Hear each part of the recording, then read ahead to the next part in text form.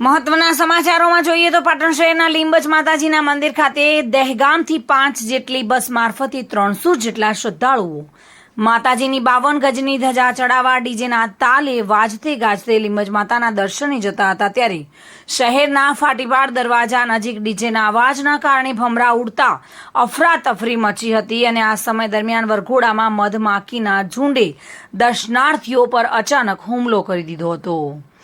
ઝેરી મધમાખીના હુમલાથી અફરાતફરીનો માહોલ જોવા મળ્યો હતો। મધમાખીએ 25થી વધુ લોકોને ડંખ માર્યા હતા, જેમાં એકનું મોત થયું હતું, જ્યારે જેમાં 10થી વધુ લોકોને સારવાર માટે હોસ્પિટલ ખસેડ્યા હતા।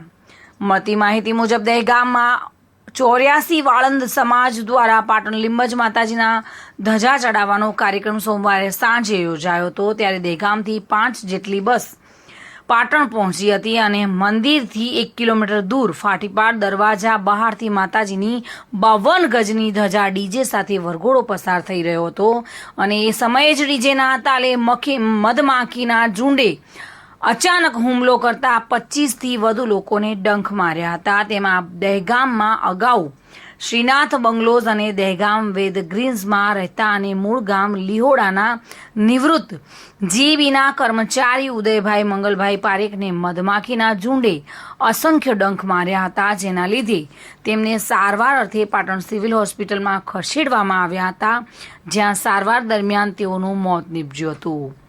આ મોતથી સમગ્ર દહેગામમાં શોકની લાગણી છવાઈ ગઈ છે। Bureau report, today Gujarati news.